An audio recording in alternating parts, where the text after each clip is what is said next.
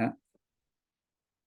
Baik, terima kasih teman-teman semuanya, masih di mata kuliah usul fikih dan kaidah fikih, dan sekarang kita masuk ke pembahasan utama ya pada pagi hari ini, yaitu kita akan membahas bersama-sama terkait dengan kaidah fikih asasiyah. Jadi kaidah fikih yang sifatnya itu dia pokok ya, yang pokok yang harus dipahami. Nanti ada 5, nanti saya kebagian 2 sesi. Sesi ini kita akan membahas bersama terkait dengan kaidah yang pertama, yaitu al-umuru bimaqasidiha. Ya, bahwa setiap sesuatu atau segala sesuatu atau segala perkara al-umur ya bimaqasidiha, dengan maksud dan tujuannya itu tergantung kepada maksud dan tujuannya. Nanti kita akan bahas, tenang saja ya.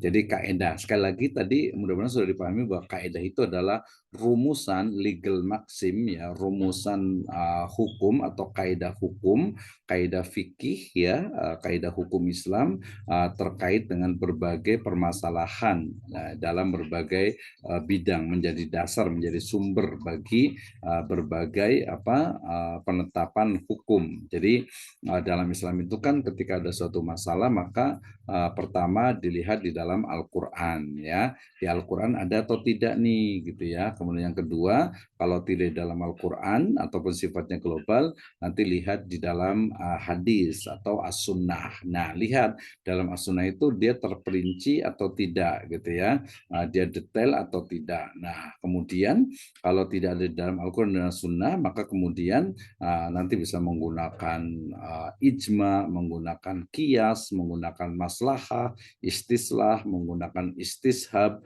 menggunakan istihsan, menggunakan syar'u man qablana, menggunakan qaulus sahabi, menggunakan misalnya al-ada muhakkamah, kemudian juga menggunakan lagi syaddu dzari'ah ya. Nah, termasuk juga menggunakan kaidah fiqhiyah ya, menggunakan kaidah fikih yang dirumuskan oleh para ulama sebagai dalil hukum, argumentasi hukum ketika menghadapi berbagai permasalahan. Nah, ya, berarti kita sampai kepada kaidah asasiyah. Tadi yang pertama adalah al-umuru bimaqasidiha, yang kedua adalah al-yaqinu la yuzalu bisyak ya, kemudian yang ketiga adalah al-masyaqqah tajlibu taisir, kemudian ad-dararu yuzal, dan al-adah muhakkamah ya. Nah, ini adalah kaidah asas ya, kaidah dasar, kaidah pokok lebih tepatnya ya. Jadi kaidah pokok dalam fikih Islam. Jadi ada 5 ya, al-umuru bimaqasidiha, al-yaqinu la yuzalu bisyak, al-masyaqqah tajlibu taisir, ad-dararu yuzal, al-adah muhakkamah ya. Hari ini kita akan belajar tentang al-umuru bimaqasidiha. Kemudian Selasa depan insya Allah kita akan belajar al-yaqinu la yuzalu bisyak ya. Nah, nanti insya Allah juga, tapi nanti akan saya singgung juga yang lainnya, sehingga nanti ketika belajar dengan dosen lain nanti, oh iya ingat tadi Pak Abdurrahman Wisno kemarin udah membahas juga nih gitu ya. Jadi minimal sudah ada pandangan gitu. Jadi nanti akan kita bahas juga nanti di akhir sekilas. Oke.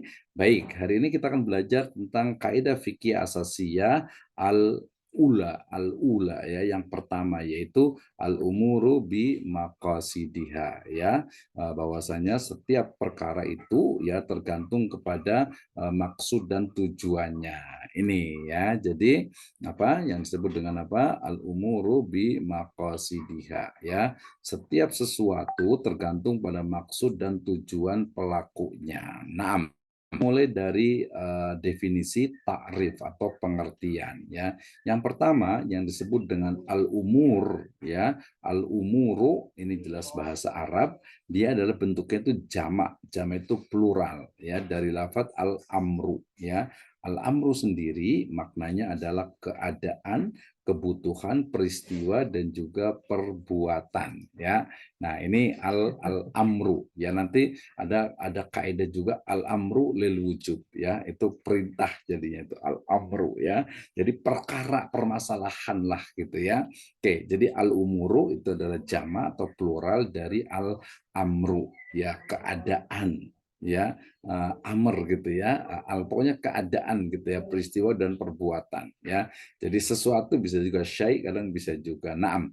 Ya, jadi al-umur, maqasid. Nah, jadi al-umur itu dia menggunakan alif lam berarti makrifat, berarti sudah jelas gitu ya. Jadi perkara-perkara atau keadaan-keadaan, peristiwa-peristiwa, perbuatan-perbuatan. Bi itu adalah harfu jar, maqasid. Nah, makosid ini juga sama, dia adalah jamak ya.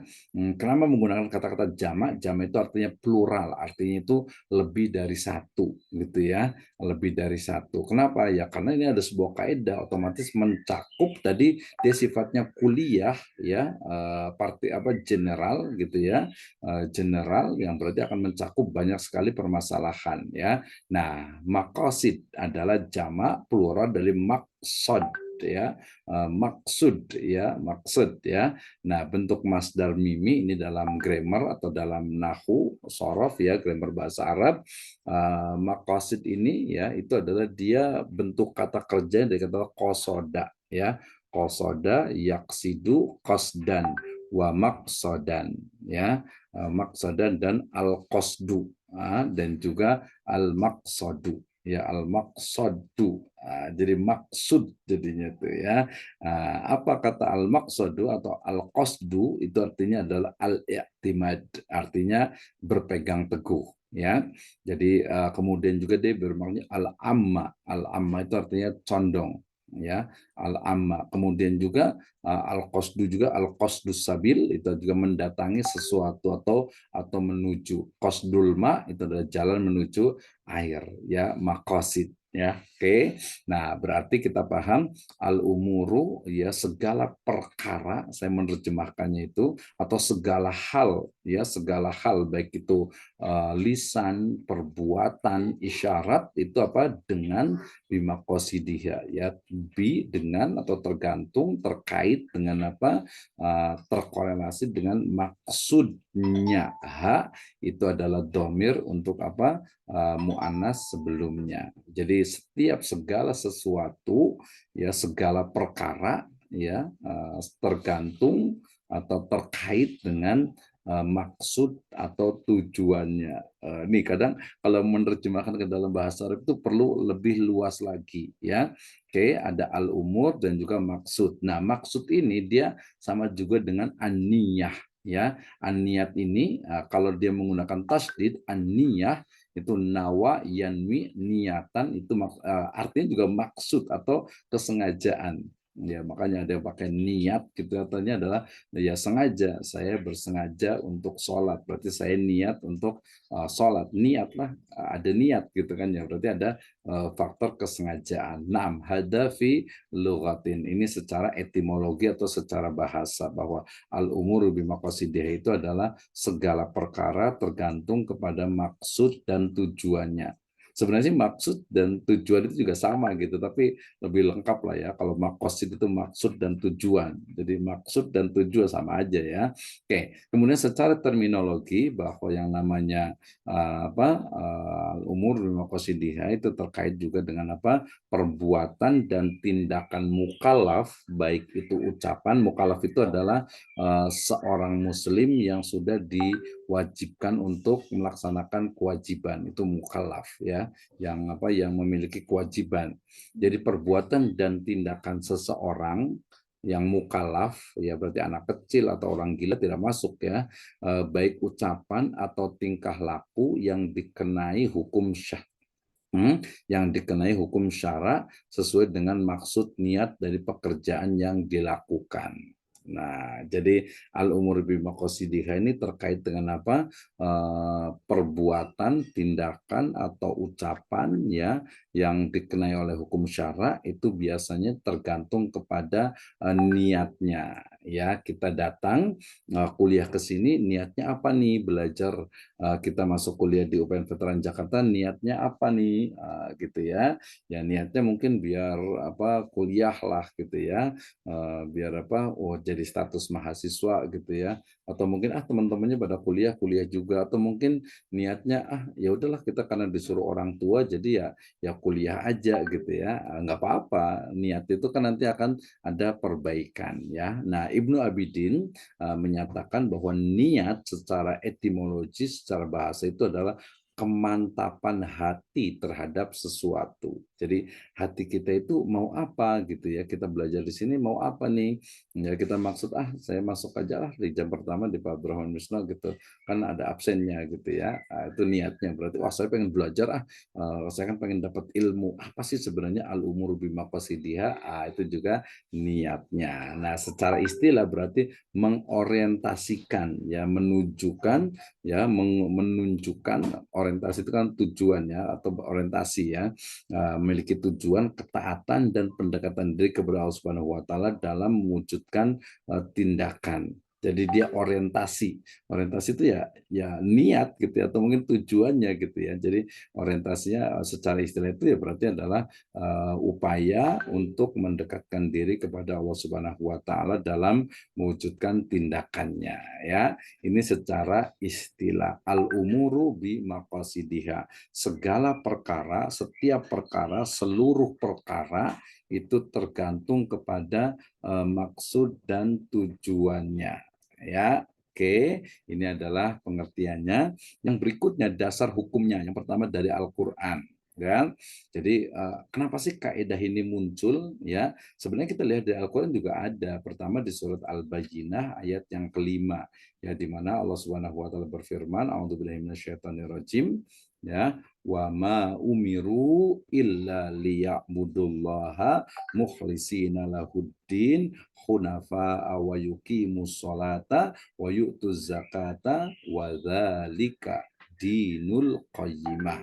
Ya, padahal mereka tidak disuruh kecuali supaya menyembah Allah Subhanahu wa taala dengan memurnikan ketaatan kepadanya dalam menjalankan agama dengan lurus, dan supaya mereka mendirikan sholat, menunaikan zakat, dan demikian itu adalah din, agama yang lurus. Di situ ada niat, salah satunya itu ada harus apa? Harus mukhlisina lahuddin. Ya, jadi beribadah kepada Allah Subhanahu wa taala dengan niat yang ikhlas karena Allah Subhanahu wa taala. Di situ ada unsur niat. Ya, niatnya itu harus ikhlas. Kemudian yang berikutnya dalam surat Ali Imran ayat ke-145 Allah Subhanahu wa taala berfirman, "Wa may yurid sawabad dunya nu'tihi minha wa may yurid sawabal akhirati nu'tihi minha wa sanajzis syakirin." Siapa saja yang menghendaki pahala dunia, niscaya kami berikan kepadanya pahala dunia, dan siapa yang menghendaki pahala akhirat, kami berikan pula kepadanya pahala akhirat, dan kami memberi balasan kepada orang-orang yang bersyukur ya. Wa yurid ya, siapa yang menginginkan berarti menghendaki, berniat ya. Jadi kalau orang niatnya dunia, ya dia dapat dunia, tapi kalau dia mendapatkan niatnya adalah akhirat, dia akan dapatkan akhirat ya, dan dunia tidak ketinggalan. Nah, ini sangat relevan sekali ya dengan mahasiswa saat ini. Ali Imran 145 ingat ya. Jadi kalau kita niatnya kuliah ini pengen hanya dapat ijazah, pengen hanya dapat gelar sarjana, ya kita dapat insya Allah kalau kita sungguh-sungguh gitu ya. Tapi kalau selain itu kita juga niatkan untuk mendapatkan pahala dari Allah Subhanahu wa taala, ya kita kuliah thalabul ilmi ya, itu kita niatnya adalah mendapatkan ridho surga Allah Subhanahu wa taala, maka kita akan dapat ya. Kita akan dapat dua-duanya, mendapatkan hasanah fid dunya dan juga hasanah fil akhirah. Kuliah kita akan mendapatkan ijazah dan juga gelar sarjana di dunia, tapi kita juga akan mendapatkan pahala dan masuk ke dalam surga serta keridhaan dari Allah Subhanahu wa taala. Ya, sangat relevan sekali Ali Imran 145 untuk mahasiswa. Oke, berikutnya adalah surat An-Nisa ayat ke-100. Ya, Allah Subhanahu wa taala berfirman, A'udzubillahi minasyaitonirrajim, wa ma yuhajir fi sabilillah yajid fi ardi yajid fil ardi muraghaman katsiran wasaah ya. Siapa yang berhijrah di jalan Allah Subhanahu wa taala, niscaya mereka mendapati di muka bumi ini tempat hijrah yang luas dan rezeki yang banyak Nah, yang paling penting ini wa may yakhruj min baitihi muhajiran ilallahi wa rasuli, siapa yang keluar dari rumahnya dengan maksud berhijrah kepada Allah dan Rasulnya, summa yudrikhul maut faqad waqa'a ajruhu 'ala Allah. Ya maka apa? Maka Allah Subhanahu wa taala akan apa? Akan menetapkan pahala baginya, dan Allah Maha Pengampun lagi Maha Penyayang, ya. Nah, di sini ada kata-kata apa? Ya, ada kata-kata wa may yakhruj, ya, mim baitihi. Siapa saja yang keluar dari rumah dengan maksud berhijrah di jalan Allah dan Rasulnya. Ah, ya. Berarti ini sama nih ya bagi teman-teman semuanya yang mungkin hari ini kuliah ke kampus gitu ya, keluar dari rumah ya, kemudian nanti istilahnya itu apa?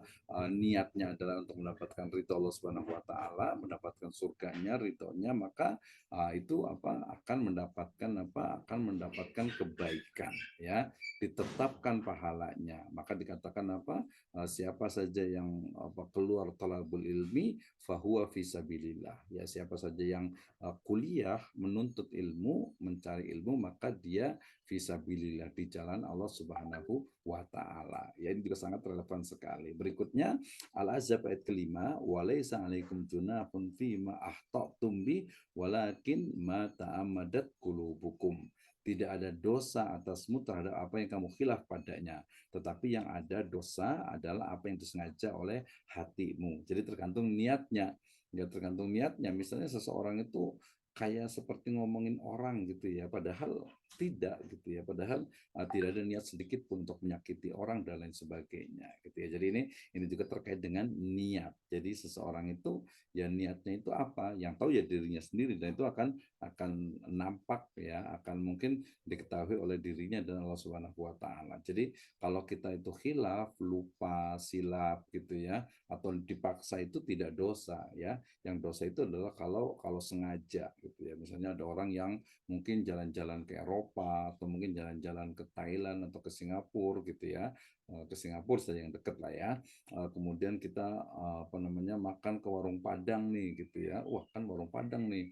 Ini apa halal gitu ya. Ternyata di Singapura itu warung Padang itu tidak semuanya halal juga. Ada rendang khinzir gitu ya, yang di sana itu udah biasa gitu. Nah, mungkin kita datang ke situ warung Padang di Singapura ya, tapi kemudian ternyata pas kita makan nggak tahu nih, ya, oh ternyata itu daging khinzir, daging babi misalnya gitu ya. Maka kita nggak dosa gitu ya, nggak dosa. Yang dosa kalau, wih, enak juga nih nerusin, nah, itu yang dosa, nggak boleh ya, tidak boleh. Atau mungkin juga nggak tahu itu minuman, misalnya kalau kita pergi ke Jepang gitu ya, kemudian mungkin ada apa, ada semacam minuman khusus di mereka, ternyata itu kita nggak tahu, kita minum saja, padahal itu adalah ada mengandung unsur homer misalnya, yaitu kita kan nggak sengaja, nggak tahu gitu ya. Jadi lepas ya, rofi al aklam anis salas. Jadi pena itu diangkat, artinya tidak berdosa kepada orang yang pertama kecil, khatal ya belo, atau khatal balik sampai balik, dari kecil sampai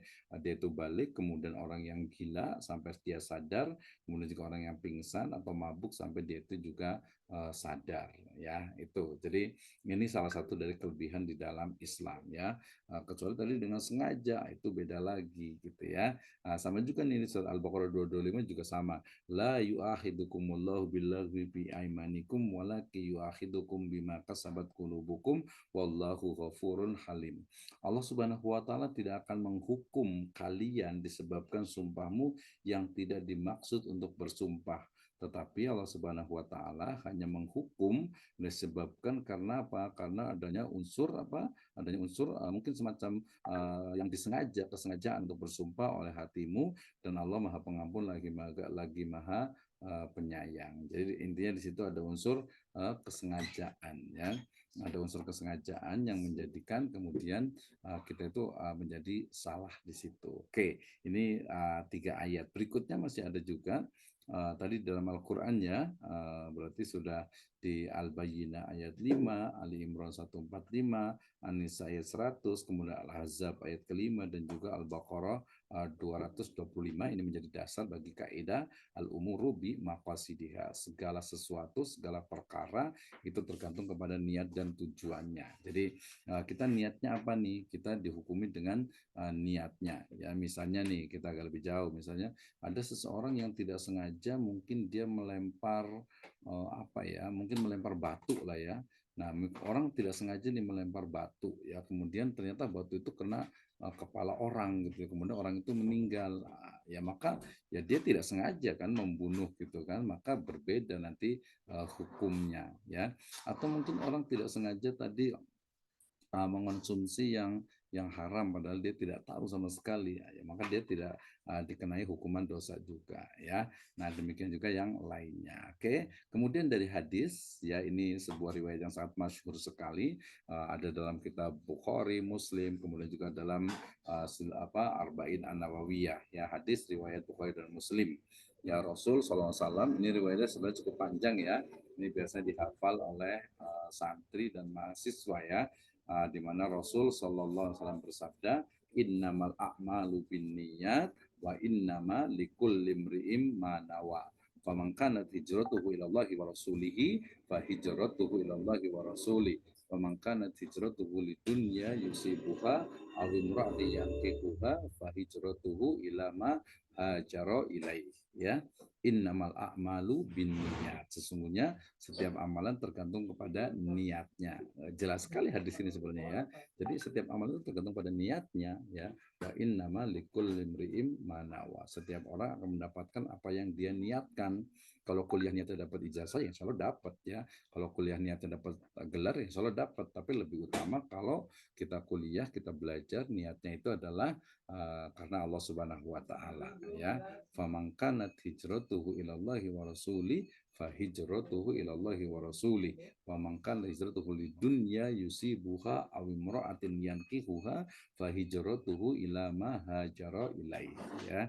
Nah, jadi siapa saja yang hijrahnya itu karena Allah dan Rasulnya, maka dia akan mendapatkan pahala dari Allah dan Rasulnya ya. Dan siapa yang berhijrah karena mencari dunia atau karena wanita yang dinikahinya, maka hijratuhu ila ma hajaro ilaih, maka hijrahnya itu kepada yang ia tuju.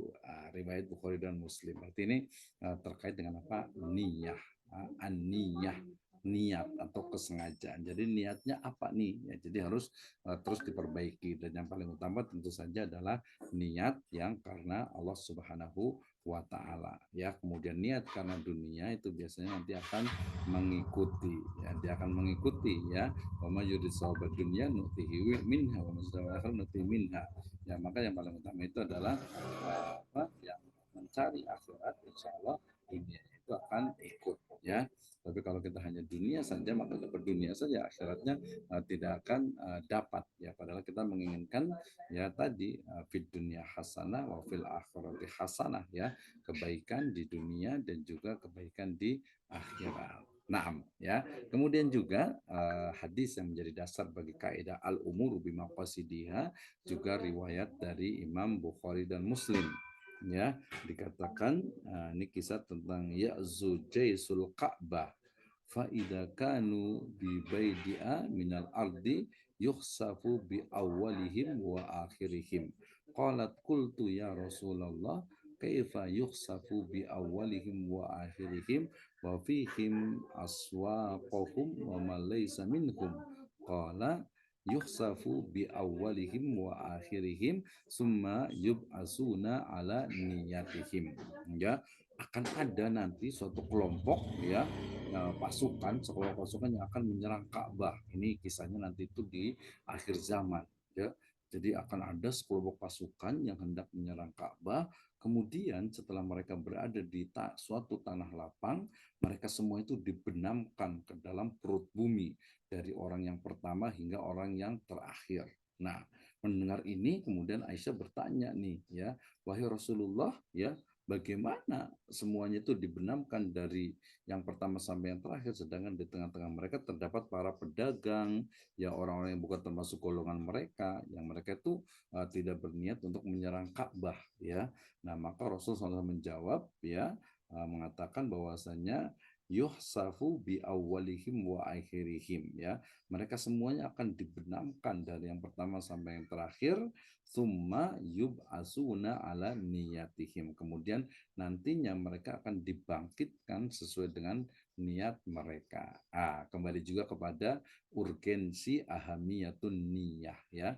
Pentingnya niat. Jadi sekali lagi, nanti kalau yang kuliah jangan hanya ya mendapatkan ijazah atau gelar sarjana, tetapi juga niatnya adalah karena Allah Subhanahu wa taala, yang mendapatkan keridhaannya masuk ke dalam surga Allah Azza wa Jalla. Nah, ini adalah dasar hukum dari kaidah al-umur bimaqasidiha. Ya, kemudian juga ada kisah yang menarik dan ini sangat spesifik sekali, ya, dengan ekonomi, bisnis dan keuangan syariah, ya. Dari Abu Yazid, Ma'an bin Yazid bin Al-Ahmas radhiyallahu anhum, ya, ia ayah dan kakeknya termasuk sahabat Nabi SAW. Jadi ayah dia sendiri, ayah dan kakeknya itu adalah sahabat Nabi. Sahabat Nabi itu adalah seseorang yang hidup sezaman dengan Nabi, ya, hidup dalam keadaan Islam, lahir dalam meninggal dalam keadaan Islam, dan pernah berjumpa, bertemu, melihat Nabi Shallallahu Alaihi Wasallam. Itu adalah sahabat, ya. Nah, Ma'an ini adalah seorang sahabat juga. Ya, Ma'an berkata kepada ayahnya, yaitu Yazid, ya, yang pernah mengeluarkan beberapa dinar untuk niatan sedekah. Jadi Yazid ini dia sudah berniat untuk bersedekah, ya. Nah, kemudian ayahnya itu meletakkan uang tersebut di sisi seseorang yang ada di masjid. Jadi dia mau bersedekah, ya ayahnya ini kemudian dia letakkan tuh di dekat di masjid lah kita sebut saja, ya. Nah, di masjid. Nah, kemudian Ma'an anaknya ini mengambil uang tadi, ya. Jadi uang itu diambil kan itu kan uang sedekah gitu ya. Nanti ini mungkin berbeda kalau di beberapa wilayah, misalnya kalau di Turki misalnya, ya, di Turki itu ada sebutnya mungkin mirip-mirip lubang sedekah gitu ya. Kalau sekarang berarti kotak sedekah lah gitu ya. Jadi ada satu tempat di masjid itu, ya, lubang itu di mana seseorang itu akan meletakkan uang di situ sebagai uang sedekah. Nah, siapa saja yang memerlukan tuh boleh mengambil dari situ seperlunya, ya. Ini luar biasanya peradaban Islam. Nah, kalau dari sisi makanan di Turki juga berkembang. Sekarang di beberapa wilayah ada juga sih. Jadi ada satu tempat di mana di situ diletakkan roti, ya, gandum atau makanan lah, ya, gitu ya. Nah, kemudian siapa saja boleh mengambil atau boleh meletakkan makanan itu. Nah, biasanya kalau orang-orang yang Muslim itu akan mengambil seperlunya, kemudian dia akan menyerahkan. Nah, di Indonesia juga sekarang berkembang, ya, ada beberapa tuh yang ada Jumat berkah, ada Jumat sedekah, ada satu tempat gitu biasa kayak kotak atau kemudian di situ boleh naruh, boleh ngambil juga seperlunya. Nah, seperti itu sebenarnya bagian dari peradaban Islam yang sangat luar biasa. Jadi orang yang kelebihan makanan atau yang dia ingin bersedekah bisa meletakkan makanan di situ, ya. Kemudian nanti kalau memang orang yang memang perlu gitu, ya, maka dia boleh mengambil dari situ. Ya, ini saya temukan juga ketika saya mengajar di Singapura juga di kampus itu ada satu pantry gitu, ya. Pantry itu penuh dengan makanan gitu, ya. Kenapa? Karena orang-orang itu meletakkan makanan di situ sebagai sedekah, dan yang perlu ya tinggal ngambil di situ makan, dan penuh sekali itu kulkasnya gitu, ya. Kemudian juga makanan, kopi, roti, ya, snack dan sebagainya itu ada gitu, ya. Kayaknya kalau di kampus bagus juga nih, ya. Mungkin nanti teman-teman kalau sudah bekerja gitu, ya. Jadi yang mau sedekah silahkan taruh di situ, kemudian nanti silakan yang perlu silakan makan. Ini bagian dari adab atau mungkin juga aturan syariah Islam yang sangat luar biasa gitu, ya. Oke, kembali ke tadi, ya. Jadi kemudian ternyata tadi ayah Ma'an ini tadi siapa? Yang Ma'an ini ternyata ngambil uang itu, ya, kemudian membawa uang dinar tersebut. Nah, ayahnya Ma'an ini, Yazid ini, kalau berkata sedekah itu sebenarnya bukan kutujukan padamu gitu, ya. Jadi karena kan ayahnya itu pengen sedekah di masjid, tapi ternyata yang ambil itu adalah anaknya, ya, karena itu kan boleh diambil halal, ya. Nah, maka ini terus kemudian ayahnya bilang ini bukan buat kamu sebenarnya sedekah itu gitu, ya. Maka kemudian Ma'an mengadukan masalah ini kepada Rasul SAW, lalu beliau SAW bersabda, laka ma nawaita ya Yazid walaka ma akhadta ya Ma'an.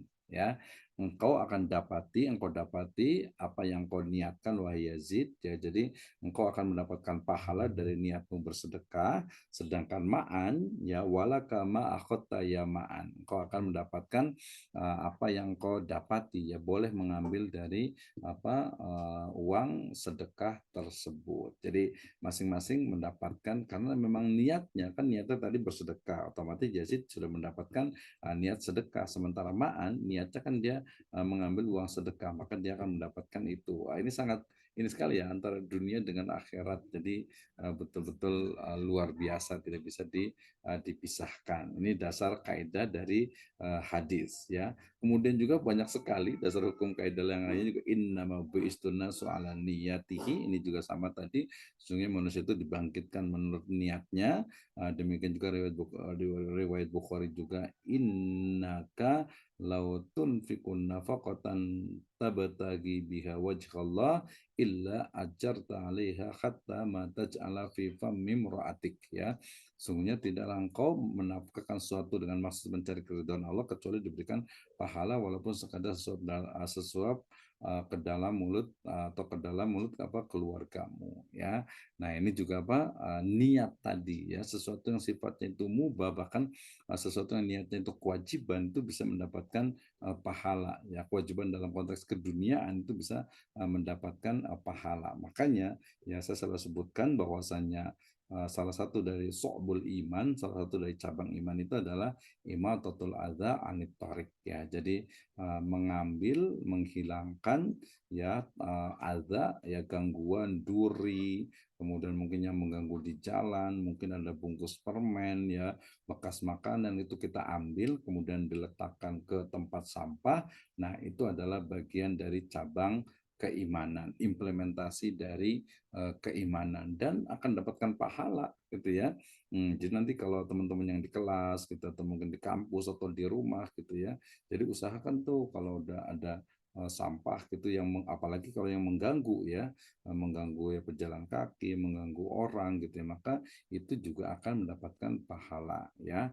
Kemudian juga man qatala litakuna kalimatullahi hiyal ulya fahuwa fi sabilillahi azza wa jalla. Ya, ini juga merupakan niat, ya, niatnya ikhlas karena Allah Subhanahu wa taala, li i'la'i kalimatillah, untuk menegakkan kalimat Allah Subhanahu wa taala, ya. Mungkin kemarin ada yang ikut aksi misalnya gitu ya, ya diniatkan gitu ya untuk menunjukkan bahwasanya kezaliman itu harus dihilangkan dari muka bumi. Oke, ya. Ini adalah dasar hukum dari kaidah al-umur bil maqasidiyah di hadis. Kemudian juga ada asar nih, ya. Asar itu adalah pendapat para sahabat, ya, dan juga para ulama. Di antaranya Anas bin Malik radhiyallahu anhu, beliau pernah mengatakan, man talabal ilma liyujariya bihil ulama aw liyumariya bihi sufaha aw yasrifa bihi wujuhan nas ilaihi adkhalahullahu nar. Naudzubillahi min dzalik, ya. Jadi barang siapa saja yang menuntut ilmu, yang kuliah, wah, ini sangat relevan sekali ya dengan keadaan kita nih mahasiswa hari ini, ya.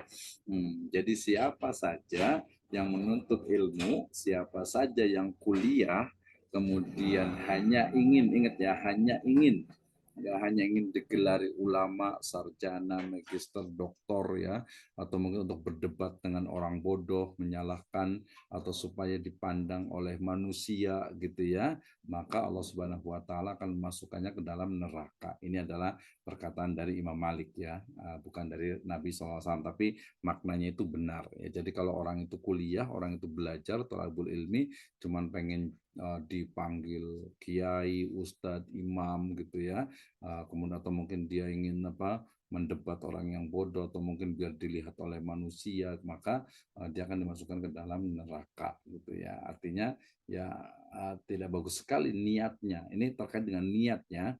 Nah, niat itu ya perlu diperbaiki. Tadi misalnya ada yang kuliah karena wah saya biar SE sarjana ekonomi ya awalnya ya nggak apa-apa, tapi kemudian nanti diperbaiki ya. Atau mungkin niatnya oh, karena tadi disuruh orang tua gitu ya untuk suruh kuliah ya nggak apa-apa, bagus orang tua itu nyuruh. Ini sama juga nih dengan akhwat misalnya, akhwat itu awal-awal mungkin disuruh pakai jilbab sama saudaranya, sama orang tuanya, sama ustadznya gitu ya.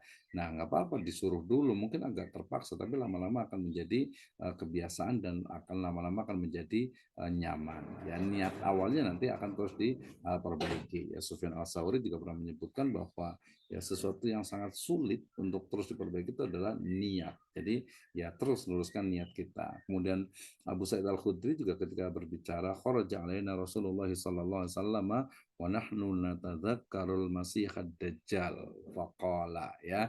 Ya Rasulullah SAW pernah keluar menemui kami dan para sahabatnya sedang diskusi ini tentang bahaya ad-dajjal. Maka kemudian beliau bersabda, ala ukhbirukum bima huwa ahwafu alaikum indal masihid dajjal, maukah kukabarkan kalian apa yang lebih samar bagi kalian menurutku ya dibanding fitnah al-masihid dajjal. Jadi maksudnya adalah yang lebih ditakut atau yang lebih apa ya lebih berbahaya lah ya gitu ya.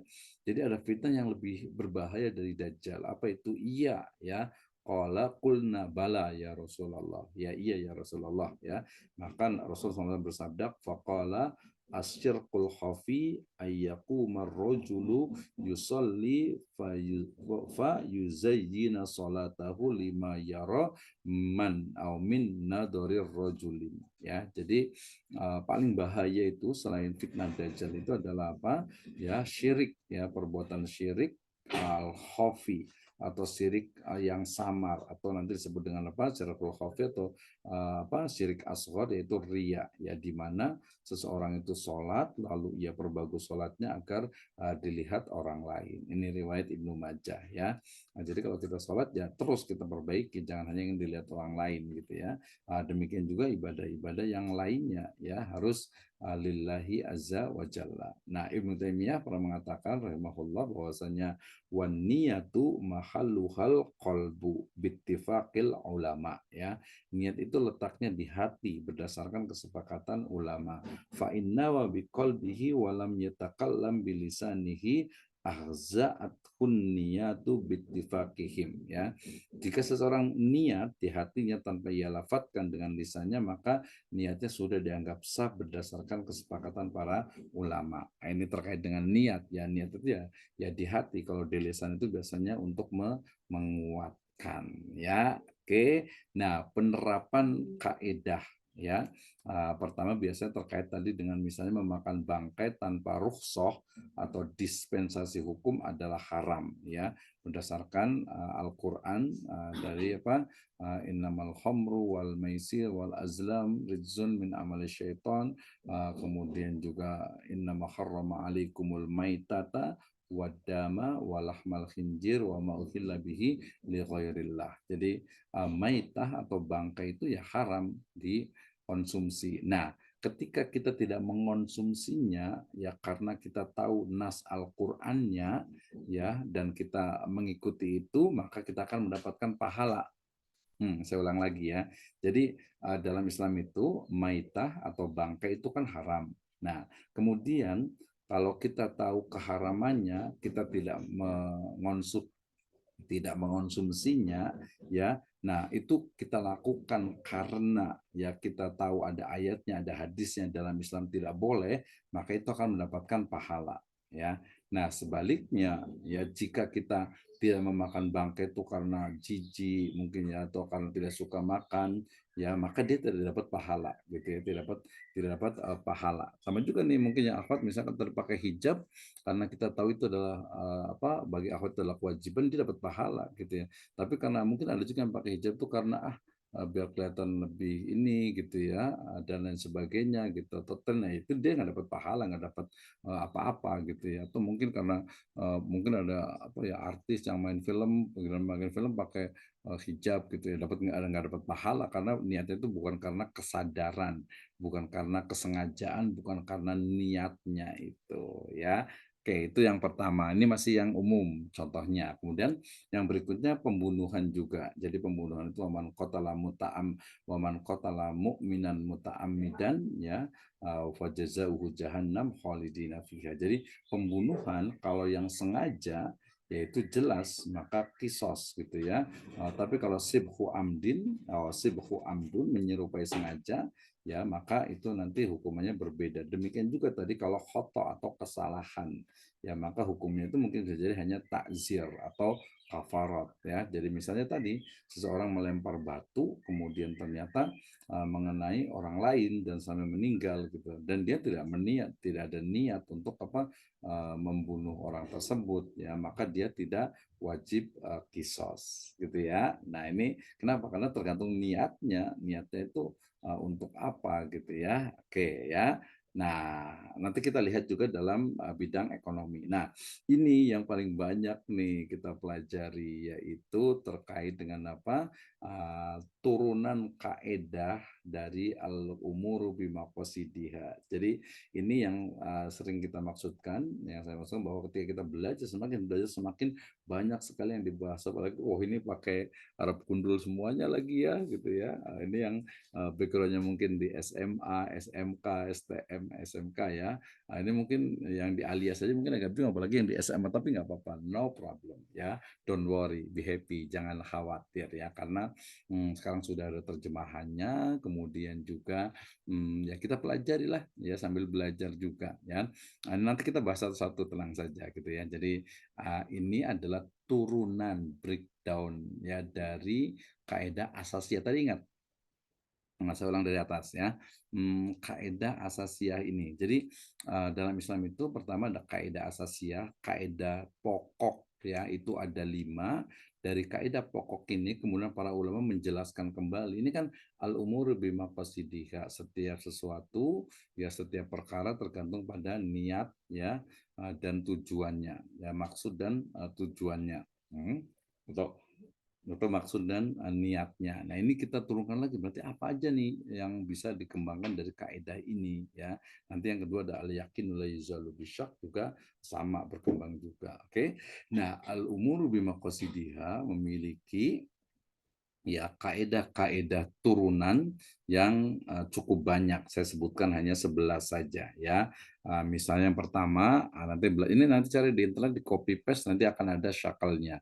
Ada aplikasi Tashkil juga yang ketika kita ngetik ini kemudian dia bisa mensyakal ya. Syakal itu bisa di harokati. Al-ibratu fil uqudi lil maqasidi wal ma'ani li alfadi wal mabani. Nah, ya kemudian lau ikhtilaful lisanu wal qalb fal mu'tabar ma fi al qalb atau ma fil qalbi. Nanti kita akan kerjakan, tenang saja. Yang ketiga, la yalzimu niyatul ibadah fi kulli juz'i innama talzimu fi jumlati ma yaf'alu ya. Kemudian kullu mafrudin fala tajzi wala tajzi ni apa yahnanihi wahidah illal haji wal umrah. Ini kayaknya agak ke sambung sedikit ya. Ini kayak yang keempat. Yang kelima, kullu makana lahu asal fala yantaqilu an aslihi bimujarradin niyah. Kemudian yang keenam, maqasidul lafdi ala niyatil alfat illa fi mawdi'i wahidin wa huwal yaminu indal qadi fa innaha ala niyatil qadi. Kemudian yang ketujuh, al-aimanu mabniyatun alal alfadi wal maqasid. Ya, yang kedelapan, an-niyatu fil yamini takhassusul lafdil am wala ta'ammumul khas. Ya, yang kesembilan, ma yashtaritu fihi ta'arudul fal khata'u fihi mubtal. Ya, mubtil ya. Kemudian yang ke-10, wa ma yajibu ta'arudu lahul jumlatu wa la yashtarutu ta'yinihi tafsilan idza ainuhu wa ahta'ud dar, ya. Yang terakhir ma la yashtaratu ta'rudul lahul jumlah wa tafsilan idza ainuhu wa ahta'u lam yadar. Ya, ini hampir mirip yang 10 dengan yang 11. Oke, kita mulai dari yang pertama, kaidah turunan dari al-umuru bi maqasidiha. Yang pertama adalah al-ibratu fil uqudi lil maqasidi wal ma'anil lil alfadi wal maban, ya. Jadi pengertian yang diambil dari sesuatu tujuannya bukan semata-mata kata dan ungkapannya. Ya, jadi sesuatu itu dia bukan hanya bukan ucapan, ya, bukan apa ya, bukan sesuatu yang kata-kata atau ungkapan, tapi hakikatnya, ya, tapi hakikatnya.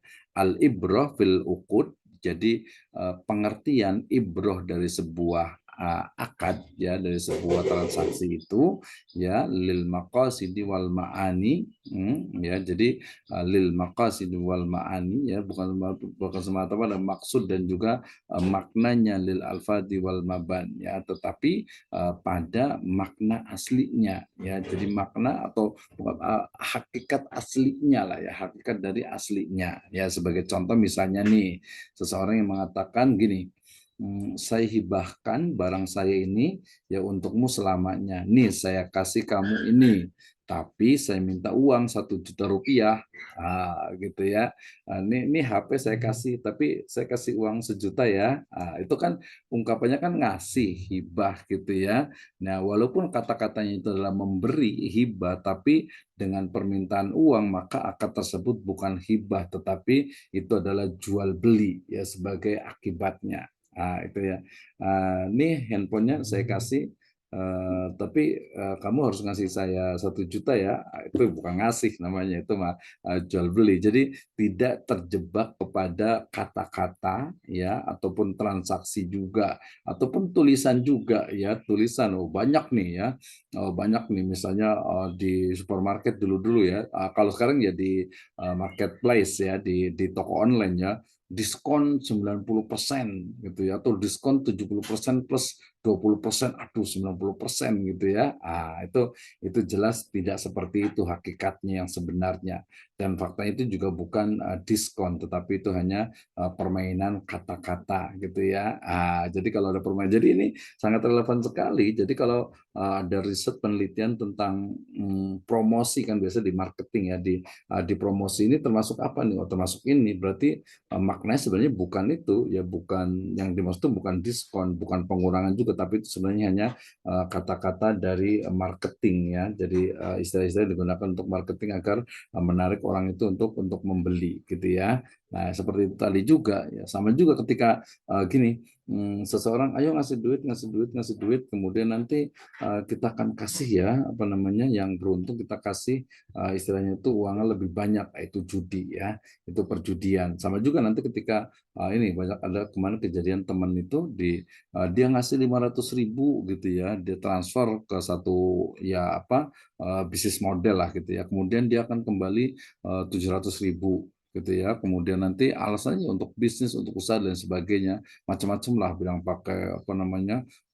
foreign exchange lah, saham lah gitu ya, reksadana lah, macam-macam gitu ya. Padahal hakikatnya ketika dia menyerahkan uang 500.000, ya, kemudian dia kembali 700.000, yang 200.000 ziyadahnya tambahannya ini apa nih, akadnya seperti apa nih, ya. Maka kita lihat hakikatnya itu adalah judi, walaupun alasannya itu adalah hibah investasi, tapi faktanya itu adalah perjudian gitu ya, sehingga ya nggak bisa ditutupi dengan kata-kata, ya, dengan istilah gitu ya, itu nggak bisa gitu. Nah, ya, jelas salah gitu ya. Kalau dalam fikih misalnya mut'ah, kawin kontrak misalnya, yaitu sebenarnya ya zina bukan nikah gitu ya, karena memang tidak terpenuhi rukun dan syaratnya, ya. Nah, kemudian ada juga dari kalangan Hanafi menggunakan kaedahnya itu adalah la sawaba illa binniyah, ya.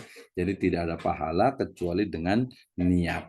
Ya, jadi ya nggak ada pahalanya kalau niatnya. Kalau kita kuliah niatnya cuman dapat sarjana, ya, dapat ijazah, ya ini ya nggak dapat pahala, tapi kalau niatnya kita thalabul ilmi, oh insya Allah dapat pahala.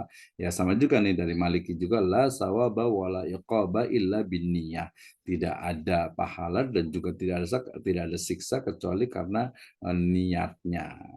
Kan yang penting tidak innamal a'malu bin niat. Jadi kita ngomongin niat terus ya, karena memang kaidahnya itu al umuru bi maqasidiha. Jadi segala sesuatu tergantung niatnya. Niatnya itu apa? Kalau seseorang ngasih uang ke kita, kita kan nggak tahu nih niatnya apa nih gitu kan ya. Kalau dia tidak disebutkan, ya nanti kita bisa katakan bahwa ini kalau nggak ada unsur yang lainnya berarti ini adalah hibah gitu ya. Ini adalah hibah. Misalnya nih dalam akad asuransi, dalam akad asuransi syariah ya, dalam akad asuransi syariah itu kan berarti kita itu saya misalnya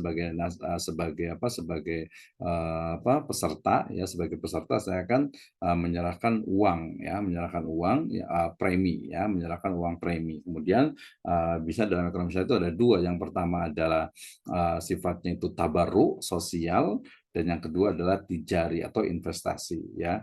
Yang investasi ini nanti akan dijadikan modal untuk perusahaan untuk kemudian melakukan usaha bisnis, dan nanti saya akan mendapatkan keuntungan. Sementara yang tabarru, yang sosial, ini berarti saya akan serahkan, kemudian saya tidak akan mendapatkannya lagi, tapi kemudian uang itu dikumpulkan, kemudian nanti kalau ada peserta yang kecelakaan, meninggal atau apa, dengan syaratnya dia akan mendapatkan manfaat dari situ. Nah, itu kan akadnya berarti apa ya? Tabarruk sosial. Tabarruk sosial itu bukan nama akad, tapi itu adalah jenis dari akad gitu. Sehingga kemudian oh berarti itu ininya berarti hibah.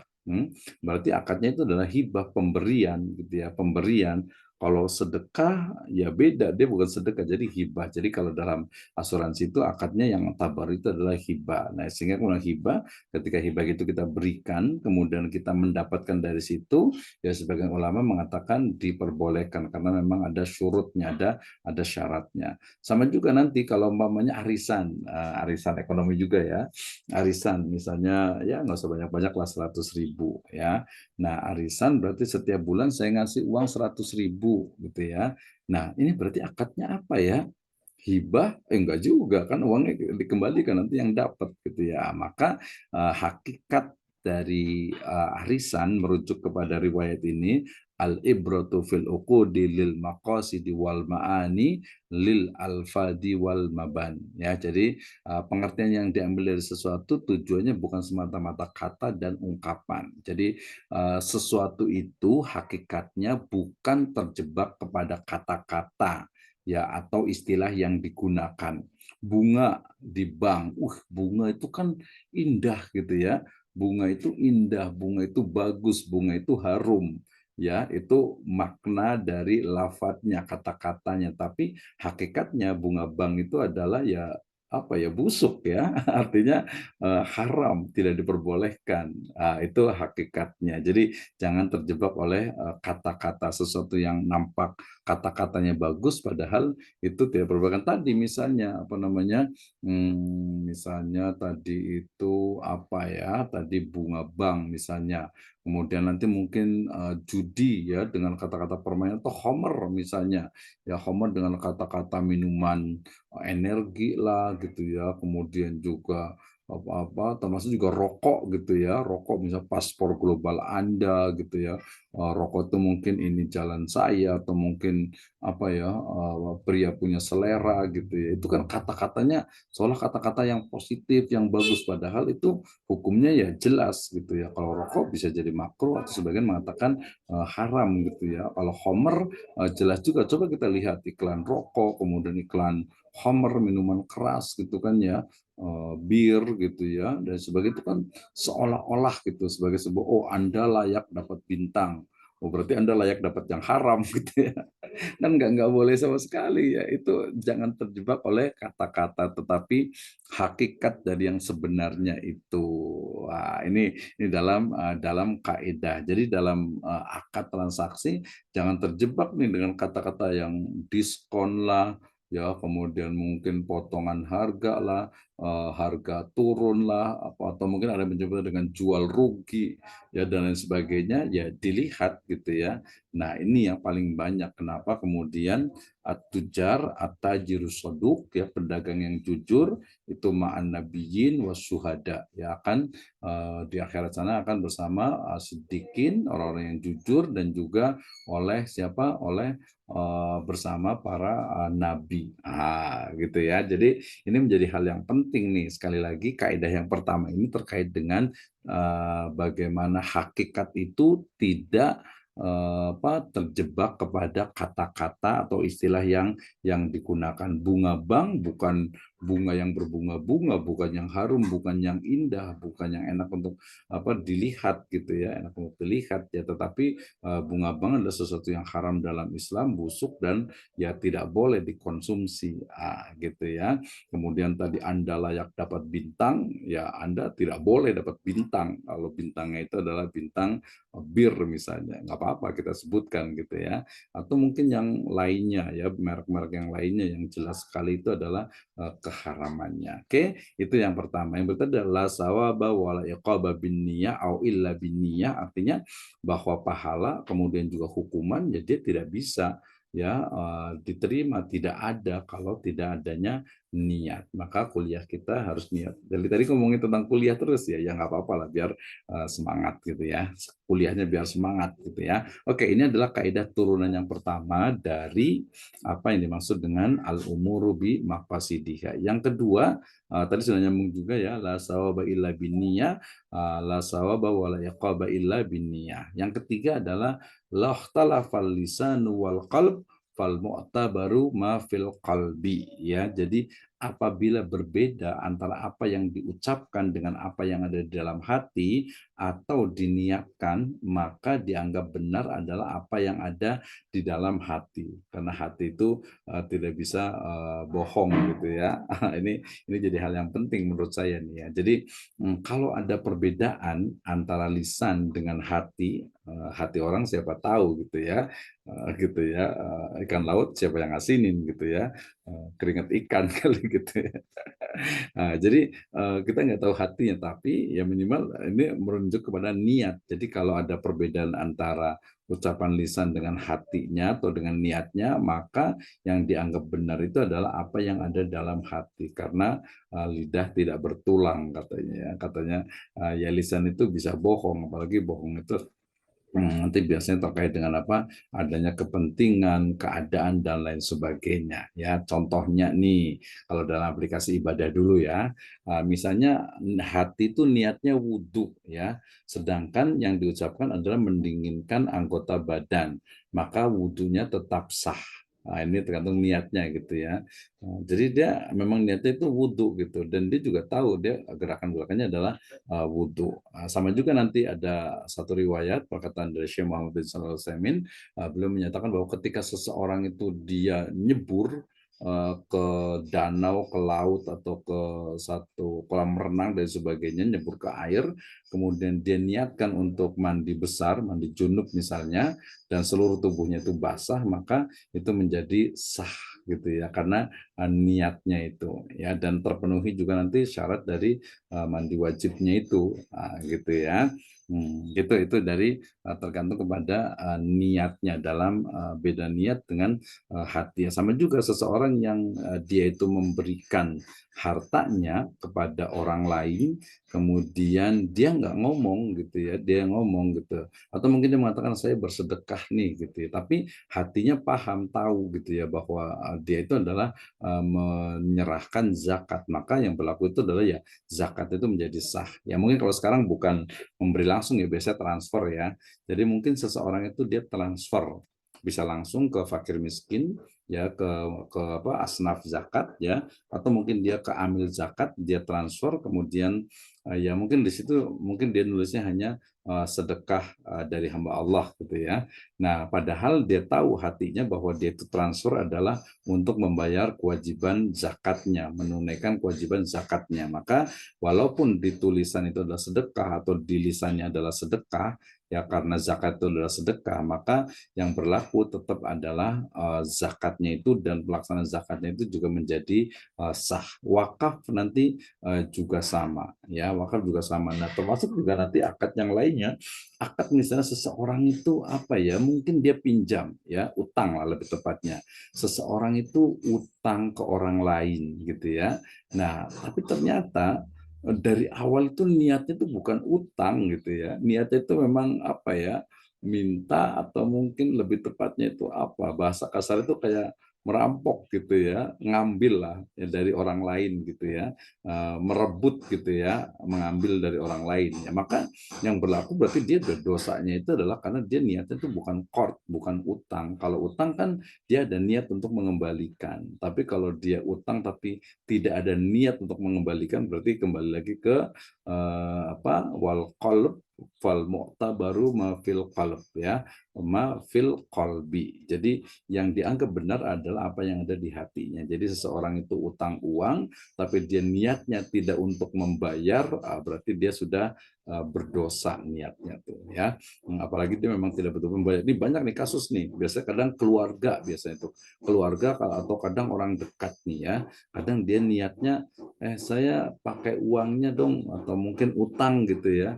Tapi dia di hatinya itu nggak ada nih, hati orang siapa tahu ya, kelihatan juga nanti dari sisi dia nggak mau bayar gitu ya. Jadi ini banyak terjadi seperti itu. Atau mungkin ada juga biasanya itu tadi mungkin karena malu minta atau apa, dia alasannya itu utang ya, padahal dia itu minta. Tapi mintanya dia nggak berani ngomong minta gitu ya. Nah, tapi kan yang berlaku tadi yang zahirnya, yang kelihatannya ya, walaupun tadi kembali itu adalah di hatinya berarti niatnya tidak baik, ya berarti menjadi tidak baik. Law ikhtalaf fal lisanu wal qalb fal mu'tabaru ma fil qalbi ya. Jadi apabila ada ucapan yang berbeda dengan apa yang di hati, maka yang paling benar itu adalah yang di hati. Nah, kembali lagi pertanyaan gimana nih kalau umpamanya ternyata kita kan nggak tahu hatinya, ya nanti akan terungkap juga, ya akan terungkap juga bahwa hatinya adalah seperti ini, ada indikasi-indikasi yang kuat. Oke ya, ini kaidah turunan yang ketiga. Yang keempat ya, la yalzimun niyatul ibadah fi kulli juz'in innama talzimu fi jumlati ma yaf'aluh ya. In namanya itu dia agak kepotong tuh ya, atau kurang enter dikit ya. Jadi tidak wajib niat ibadah dalam setiap bagian, tapi wajib niat dalam keseluruhan yang dikerjakan. Ya, jadi ya niatnya ya dari awal. Ya dia misalnya berdiri sholat, berarti dia udah niat, nggak perlu wah saya niat mau ruku, saya mau niat mau sujud gitu, tidak ya. Untuk sholat cukup niat sholat, tidak berniat setiap perbuatan rukunya saya mau niat ruku, niat sujud, niat itidal, niat iftir, niat tawaruk ya, nggak seperti itu. Jadi niat itu hanya di awal ketika ibadah itu adalah keseluruhannya ya, keseluruhan. Ketika dia zakat maka ya berarti itu niatnya adalah memang zakat keseluruhannya gitu ya. Ketika dia niat wakaf berarti keseluruhan dari wakaf itu ya. Nah nanti yang perbedaannya adalah di sini, kullu mafrudina fala tujza wala tujza nihayatu awahidatu illal haji wal umrah. Jadi setiap dua kewajiban tidak boleh dengan satu niat kecuali ibadah haji dan umrah. Dua kewajiban tidak boleh dengan satu niat. Tapi kalau satu niat untuk dua ibadah, itu diperbolehkan ya. Jadi di sini kullu mafrudin ya, mafrudaini ya, kulli mafrudaini ya, kullu mafrudaini ya, setiap dua hal yang diwajibkan fala tujza ya, tidak boleh diniatkan ya dengan apa, dengan apa, satu niat ya, biniatin wahidah ya, dengan satu niat, illa kecuali haji dan umroh ya. Jadi kalau haji dan umroh itu boleh ya. Jadi ibadahnya dua, niatnya langsung satu, haji dan umroh, karena dia dekat gitu ya. Tapi kalau mamanya pelaksanaan ibadah haji itu kira kan kita tuh ada 3 cara. Yang pertama adalah haji tamatu, yaitu mengerjakan umroh dahulu baru mengerjakan haji. Cara ini nanti wajib membayar dam. Kedua, haji ifrad, yaitu mengerjakan haji saja. Cara ini tidak wajib bayar dam. Nah, ketiga, haji kiron, yaitu mengerjakan haji dan umroh dalam satu niat dan satu pekerjaan sekaligus. Cara ini juga wajib membayar dam. Cara ketiga inilah yang haji kiron dikecualikan oleh kaidah terbatas. Jadi prinsipnya setiap 2 kewajiban ibadah atau lebih masing-masing dilakukan dengan niat tersendiri. Ya, jadi ini kaidah. Jadi ibadah itu dia ya niatnya itu masing-masing gitu ya. Tapi kalau nggak bisa satu niat untuk 2 ibadah atau 2 ibadah dalam satunya kecuali haji dan umrah. Tapi kalau satu niat untuk 2 ibadah ya atau mungkin pahalanya 2 gitu ya. Jadi 2 ibadah dikerjakan dalam satu masa yang sama ya. Misalnya puasa misalnya ya, puasa Senin Kamis ya, ternyata bersamaan dengan Ayamul Bait misalnya, atau mungkin bersamaan juga dengan puasanya Daud misalnya. Itu maka ya satu ibadah dengan 2 niat. Nah, itu diperbolehkan oleh para ulama gitu ya.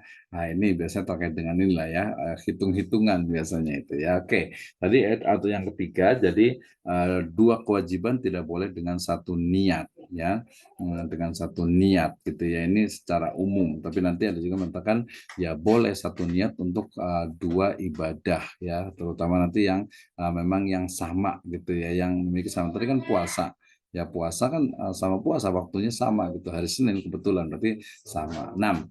Kaidah turunan yang keenam adalah kullu ma kana lahu aslun fala yantaqilu an aslihi bi mujarradin niyah. Setiap perbuatan asal atau pokok maka tidak bisa berpindah dari asal karena semata-mata niat ya.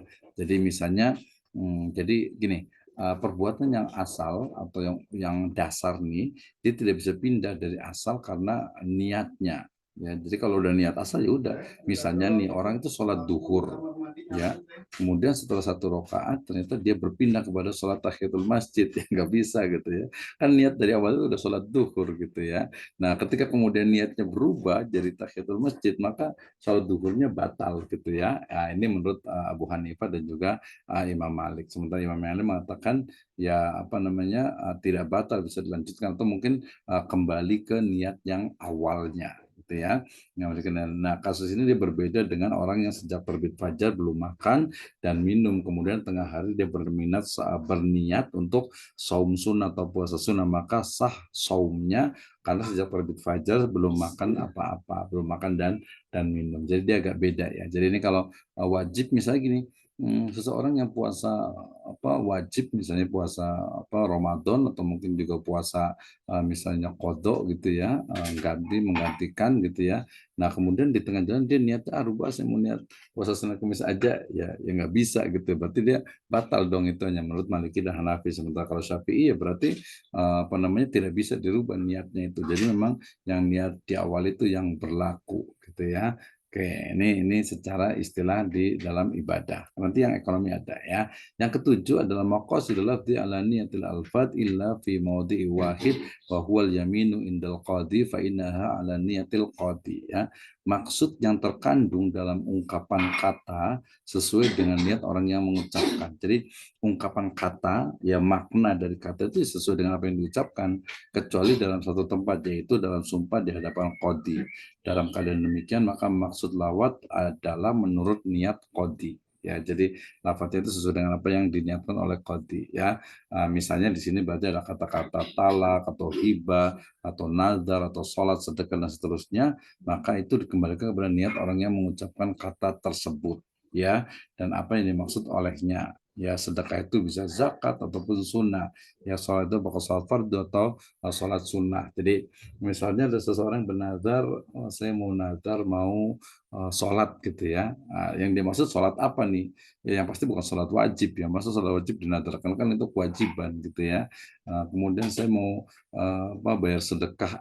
Kalau sedekah mungkin bisa jadi bentuknya adalah sedekah. Kalau zakat itu menjadi sebuah zakat itu adalah kewajiban bagi yang mampu. Ini jadi masalah-masalah keseharian yang tadi makanya hukmun kulliyun yantabiqu ala juz'iyatih. Jadi yang praktis, yang spesifik, yang sehari-hari, nah, itu yang digunakan. Oke. Nah, yang kedelapan al-aimanu mabniyatun alal alfadil wal maqasid, ya. Sumpah itu harus berdasarkan kata-kata dan juga maksudnya. Ini dalam masalah jinayah, ya, dalam peradilan. Ya, khusus untuk sumpah dan kata-kata khusus digunakan kata, misalnya ada wallahi, demi Allah saya bersumpah bahwa saya, dan seterusnya.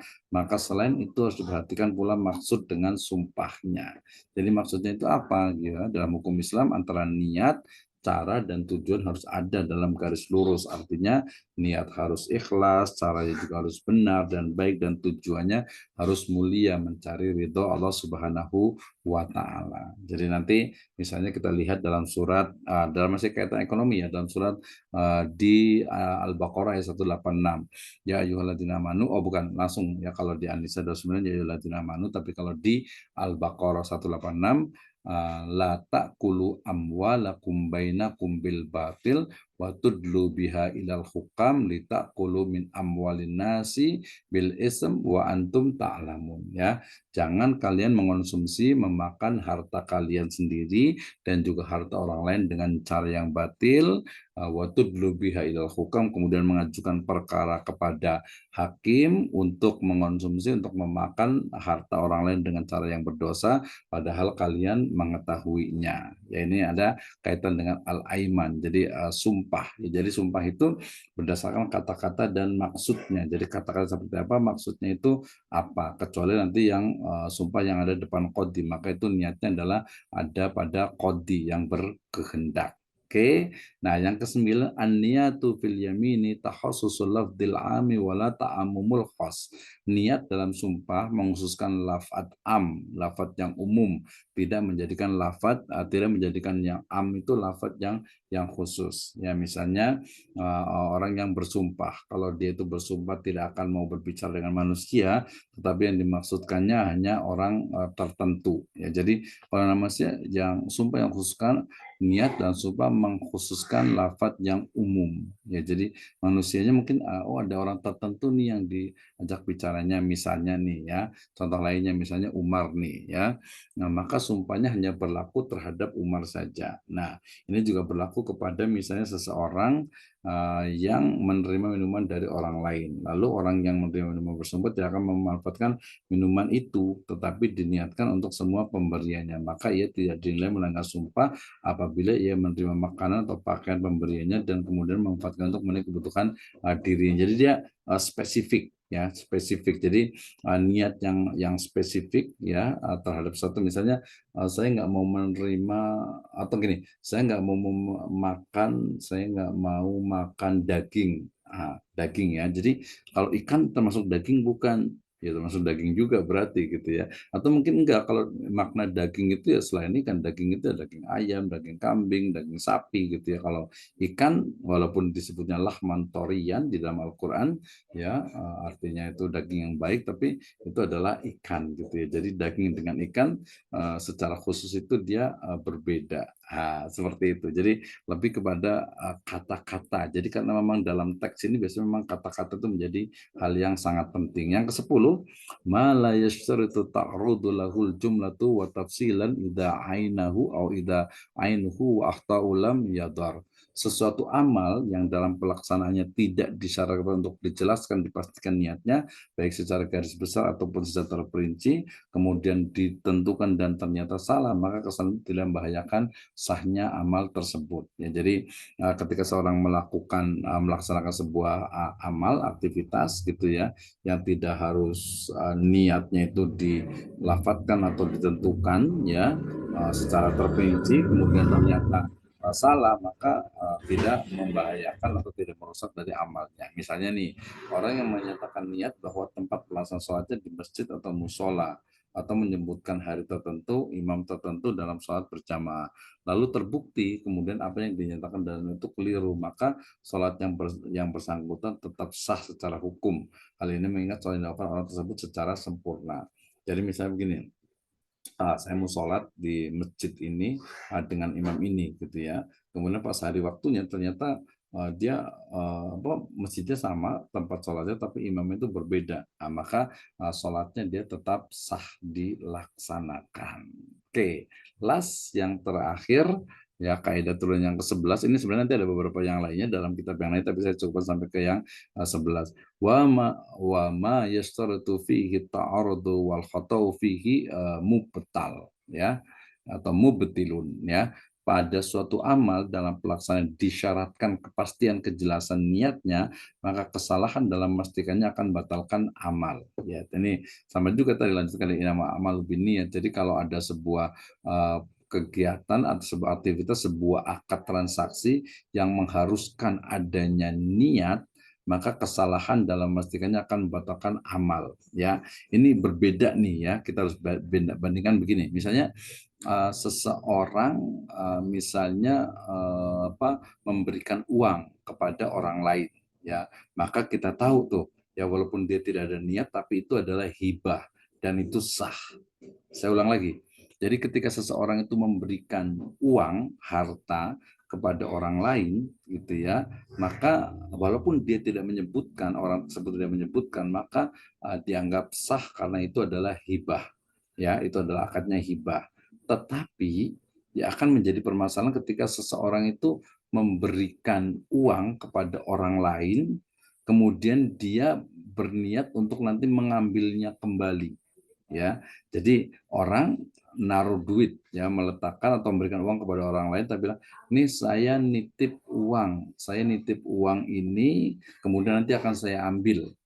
Nah, kan itu tadi kata-kata pakai nitip lagi ya gitu ya. Jadi soal itu kayak wadiah gitu ya. Padahal ketika uang itu digunakan, maka hakikatnya itu adalah menjadi menjadi qard, menjadi utang, menjadi dain ya.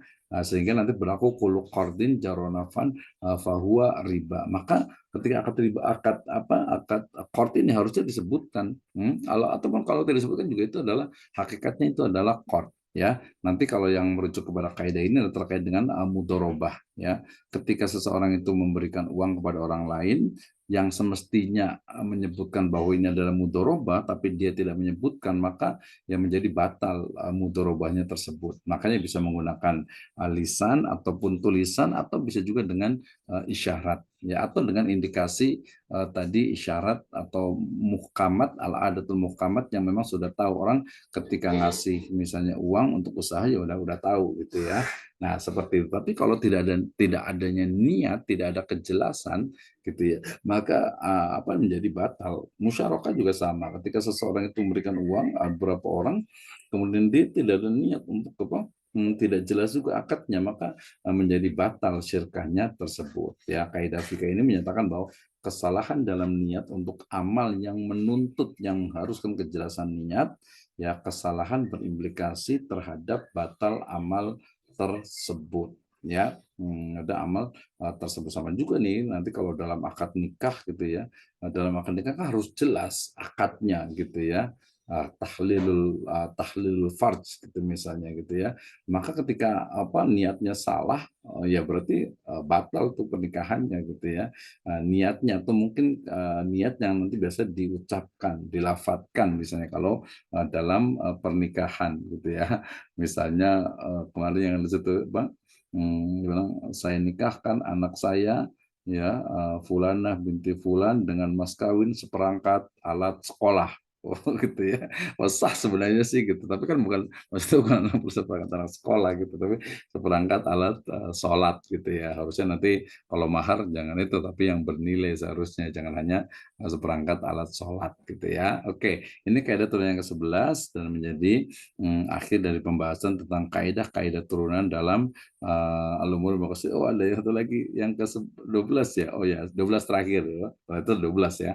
Nah, dikatakan wa ma yajibul ta'arudul lahul jumlata wa la yashtaritu ta'yinuhu tafsilan ida'ainuhu atau dar.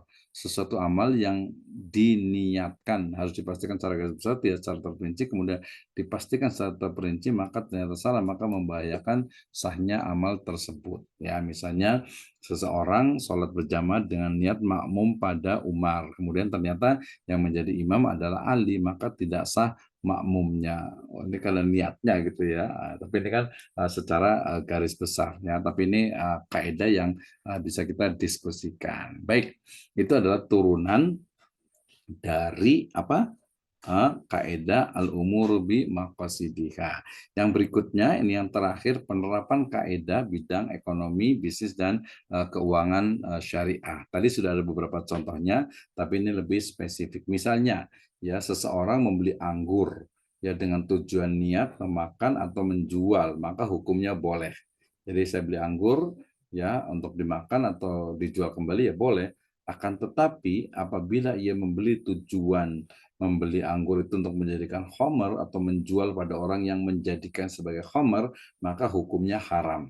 Ya, ini case tadi di wilayah Cilengsi sana, ya mereka biasanya mengambil air nira, ya air nira, air kelapa yang di pohon, kalau yang tahu itu ya, air nira itu. Nah, ternyata ya kuat sekali indikasinya dan memang selalunya air nira yang diproduksi itu adalah digunakan untuk membuat khamar, ya. Maka saya katakan kalau memang kuat, jelas gitu ya, maka menjadi haram. Tetapi kalau niranya itu dibuat gula merah gitu ya, manisan dan sebagainya itu boleh. Tapi kalau kuat sekali dan di situ memang orang udah tahu bahwa niranya itu air gula yang dari pohon kelapa itu adalah untuk khamar, maka itu menjadi haram. Sama juga misalnya kalau kaidah ini juga berlaku juga seseorang yang menjual senjata tajam atau senjata api ya, tapi ternyata kita tahu bahwa senjata api atau senjata tajam itu digunakan untuk membunuh orang lain, ya maka itu jelas tidak diperbolehkan. Ya, sama juga penyalahgunaan narkotika ya dan zat adiktif lainnya. Seseorang yang menjual narkotika dan zat adiktif lainnya itu dijualnya itu ke rumah sakit gitu ya atau ke farmasi yang memang digunakan untuk bius gitu ya dan yang lainnya, maka itu halal boleh gitu ya. Nah, tapi kemudian dijualnya itu untuk bandar atau mungkin untuk penggunaan penyalahgunaan, nah itu menjadi haram ya. Jelas sekali ya. Jadi kenapa ya niatnya dan juga dari sisi indikasinya kelihatan sekali. Tadi kan niatnya seperti itu ya. Sama juga gitu ya. Nah, itu yang pertama. Jadi tergantung kepada al-umuru bi maqasidiha innamal a'malu binniyat. Yang kedua, apabila seseorang menemukan di jalan itu sebuah dompet yang isinya itu jumlah uang, lalu dia mengambilnya dengan tujuan niat mengembalikan kepada pemiliknya, maka hal itu tidak mengganti jika dompet itu hilang tanpa sengaja. Ya, jadi dia misalnya saya nemu nih dompet nih, saya pernah ya ketika ada acara di Kota Bogor, kemudian saya menemukan dompet nih gitu ya, maka kemudian ya dompet itu saya bawa pulang ke rumah gitu ya, dan ternyata ada KTP-nya. Nah kalau pada misalnya dompet itu hilang gitu ya, maka saya nggak perlu mengganti karena memang saya kan niat untuk mengembalikan ya. Tetapi jika ia mengambilnya dengan tujuan untuk memilikinya, maka ia dihukumkan sama dengan ghosib atau harta atau gosop ya, atau dia merampas orang lain. Jika dompet itu hilang, maka ia harus menggantinya secara mutlak. Ya, jadi kalau kita nemu dompet atau nemu uang, itu kan kalau kita niatnya mengembalikan kan nanti kita akan cari kasih ke orang gitu ya. Kalau tidak ada apa udah setahun misalnya udah diumumkan dan sebagainya, ya boleh kita miliki atau kita bisa berikan kepada Baitul Mal atau lembaga sosial. Nah, tapi ternyata ketika kita nemu uang gitu ya, kemudian uang itu kita simpan, tapi kita niat untuk dikembalikan, tapi uang itu tiba-tiba hilang lagi, kita nggak wajib untuk mengembalikannya. Tapi kalau kita niatnya udah nggak baik, niatnya buat saya dompetnya ini kan kemudian hilang, kita wajib untuk menggantikannya. Nah, ini sama ya. Nah, itu contohnya. Jadi kenapa? Karena memang niatnya apa? Niatnya ingin menguasai gitu, maka dia harus ganti. Tapi kalau niatnya dia ingin mengembalikan, maka niatnya juga itu ada mengembalikan. Oke. Yang ketiga adalah apabila seseorang menabung di bank konvensional dengan tujuan atau niat untuk mengamankan uangnya karena belum ada bank syariah di daerahnya, maka ia dibolehkan karena darurat. Akan tetapi jika ia menyimpan uang di bank konvensional itu dengan tujuan niat memperoleh bunga dari bank itu, maka hukumnya haram. Gitu ya. Nah, terus nanti ada nanya lagi nih, gimana kalau saya nyimpen di bank konvensional niatnya biar niatnya nggak niat sih dapat bunga, ya tetap haram. Kenapa? Karena nanti berlaku yang lainnya. Karena keharaman bank konvensional itu bank riba kan bukan hanya bunganya saja. Ya kalau bunganya berarti saya nabung ya kemudian dapat bunga itu haram, atau mungkin saya menggunakan istilahnya itu jasanya atau utang di situ kemudian mengembalikan, itu juga sama haramnya. Ya, tapi kalau mamanya, saya mau nabung, tapi saya nggak ada niat untuk ngambil bunganya. Nah, keharamannya adalah dari sisi ya uang kita digunakan oleh bank itu untuk ya mengambil bunga dari orang lain yang meminjamnya. Berarti kita wa ta'awanu itu berarti ta'awun alal ismi wal udwan wal riba tentu saja di situ ya. Jadi haramnya adalah di titik itu ya, bukan dari sisi bunga. Jadi bukan berarti wah saya kan nabung di bank konvensional ini biar apa, saya nggak ambil bunganya, biarin aja bunganya nggak usah saya ambil, kan berarti halal dong. Ya tidak, bukan dari situnya saja, tapi tadi dari sisi uang kita yang disimpan di bank konvensional kemudian dipinjamkan kepada orang lain, kemudian apa, bank itu menetapkan bunga, berarti kita ta'awun alal ismi wal udwan. Belum lagi kalau uang yang dipinjamkan ke nasabah orang lain itu digunakan untuk usaha-usaha yang haram, yang diskotik lah, atau mungkin apa ya usaha-usaha jual beli daging khincir lah, perjudian dan lain sebagainya, maka double tuh apa namanya dosanya. Nauzubillahi min dzalik. Jadi yang ketiga ini sebenarnya lebih kepada penggunaan bank konvensional ketika memang apa namanya tidak ada yang lainnya. Ini masuk nanti ke masuk kalau masyarakat disebut taisir sebenarnya. Kalau dari sisi niatnya sebenarnya dia niatnya ya misalnya untuk memudahkan aja deh apa transaksi mungkin bank gitu ya, karena pengusaha itu menggunakan misalnya satu bank swasta gitu ya. Berarti niatnya memang bukan untuk memungut dan niatnya juga bukan untuk apa nyimpan di situ untuk, jadi ketika hanya untuk memudahkan dalam transaksi, maka dalam hal ini masih ada keringanan gitu ya. Kebetulan saya juga ada bank, saya sebut saja bank BRI gitu ya. Tapi kebetulan bank BRI itu memang saya gunakan untuk apa, menerima sertifikasi dosen saya gitu ya, sehingga ketika saya dapat sertifikasi ya saya ambil kemudian saya pindahkan ke bank syariah ya. Kemudian yang di situ ya disimpan paling hanya di bawah cuma 200.000 atau 100.000 gitu ya, karena itu agar rekeningnya tidak mati, karena nanti transfer biasanya dengan itu lagi dari sertifikasi dosen dari pemerintah gitu ya. Nah itu berarti niatnya dan juga ya ada keringannya, walaupun ya mungkin kalau salah satu dari hadis Nabi itu kita menemukan apa debu-debu akhir zaman atau debu-debu riba itu di akhir zaman itu orang akan terkena tadi salah satunya. Jadi kalau memang sudah bisa yang syariah ya why not? Kenapa tidak secara keseluruhan? Jadi tidak lagi terkait dengan niat, tidak lagi terkait dengan fasilitas dan lain sebagainya. Karena zaman sekarang juga sudah hampir sama, bahkan bisa dikatakan sama ya fasilitas yang ada di bank syariah dan juga bank konvensional. Nah, masih banyak yang lainnya. Ini juga misalnya tadi tentang hibah gitu ya. Maka yang niatnya itu berarti bukan hibah. Jadi niat akan menentukan dari setiap aktivitas ekonomi dan bisnis yang dilakukan manusia. Ya, oke. Ini yang berikutnya nanti next ya. Kita akan belajar tentang al-yaqinu la yuzalu bisyak. Ya, kemudian ini kaidah turunannya banyak sekali. Kita akan bahas di pertemuan yang akan datang. Wa akhir da'wana alhamdulillahirabbil alamin, jazakumullahu khairan atas apa namanya perhatiannya. Saya berikan waktu untuk bertanya dan kita masih memiliki waktu lebih kurang jam berapa sekarang ini ya. Kita akan lihat. Oke, selesai dulu. Saya tadi boleh lihat di 9:28. Oh, masih ada waktu sekitar 12 menit. Mohon maaf ini ya, karena ini kelas besar jadi agak agak banyak dan saya panjangkan. Oke, ada 12 menit, saya kasih 15 menit nggak apa-apa lah ya. Ada 69 orang. Silakan yang mau bertanya. Nih Akhi Wawan Setiawan nih kan sudah on kamera. Nanti silakan saya bertanya, nanti sambil saya izin untuk print screen ya. Nanti mungkin untuk laporan, dan ini kan ada ini juga ya. Ada dari ini. Jadi kalau mau di ini kan boleh juga apa istilahnya itu di on kan kameranya untuk saya print screen ya. Saya print screen. Oke. mengajar untuk absensi dosen perwakilan kelas. Oke, nanti perwakilan kelasnya mohon absensi ya. Saya akan copy juga sebentar.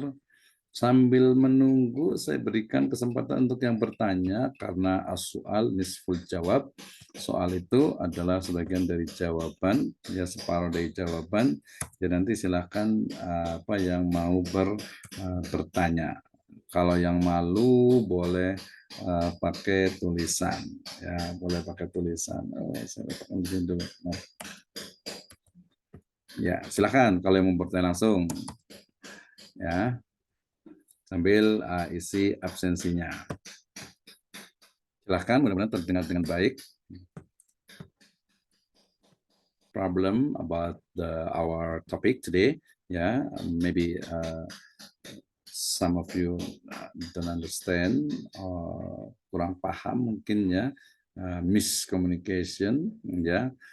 Please ask me and I will answer your question. Oke, keseluruhan tidak pasti. Sekarang yang hadir, saya lihat dulu, saya mau isi absen juga. Alhamdulillah ini ada berapa nih ya? Saya lihat dulu. Ini ada, 71 nambah 2 nih jadinya ya. Oke, sebentar, sabar dulu.